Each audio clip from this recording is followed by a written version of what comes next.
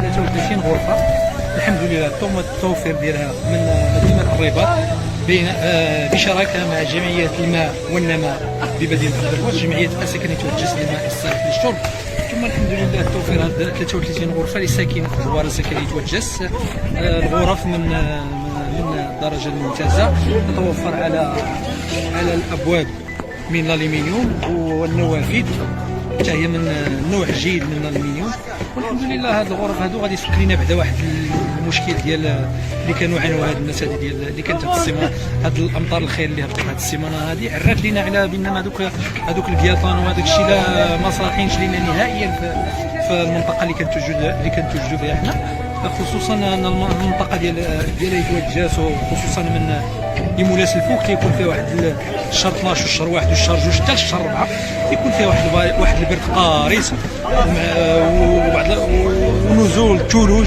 بعض الخطرات راه الثلوج كيهبطوا حتى لدوار مقدل، وكاينين الاعوام اللي سميتو كيجيو حتى الاساكات حتى الخمس. انا جاو معنا الاخوان اللي من الشركه اللي صوبت اللي وجدت لنا هذه الغرف هذو، جاو معنا هما اللي غادي يركبوهم، وجابوا معاهم المعدات ديالهم، يعني السياره ديالهم فيها جميع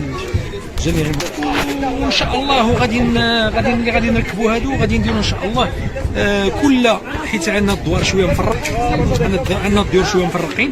عندنا 7 ديال الغرف في واحد المنطقه، وعندنا 4 في واحد المنطقه، وعندنا الفقيه ديال الجامع درنا ليه غرفه ديالو خاصه منطقه حدا المسجد بعيده شويه على سميتو حيت الفقيه خصو يكون بوحدو. وعندنا 2 في إغزرومنا المنطقه اللي كتسمى إغزرومنا، وعندنا 4 في الخيز، وعندنا 3 في توسه، 7 8 9 في توك جديم، وعندنا 7 في يتحمني، و4 في تلبول. والحمد لله تلاقينا مع هذه الجمعيه هذه اللي درنا معاهم شراكه في مع بعض مع المحسنين، جمعيه الماء والنماء وجمعيه السكنيه والجاس للماء الصالح للشرب والمحسنين.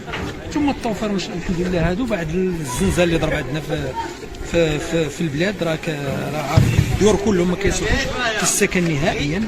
الدار تما ما بقاتش كتصلح السكن الا باستثناء واحد 3 ولا 4 ديال الدور هما اللي فيهم كل شيء فيه الشقوق، ولكن 98% ديال الديور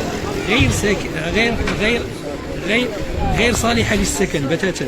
والحمد لله هادشي علاش درنا هذا المجهود هذا، وفرنا للناس هذا سميتو باش الحمد لله بعدا نتهناو بعدا في هذه الزياده الدوار سكنات. رأيتما يخرج مشروع ديال اعاده البناء اللي امر به صاحب الجلاله محمد السادس نصره الله، وديك الساعه ان شاء الله يكون خير. ملي تبناو ان شاء الله الديور وسميتو هادو نقدروا ان شاء الله نحيدوهم ونعطيوهم كاينين بلايص اخرين بحال مسجد العتيقه ديال السوق، كاين المعاد، الدراري اللي كيباتوا في السوق تما كيكروا الكراجات وداك الشيء. نقدروا ان شاء الله من هنا لقدام الى تبنوا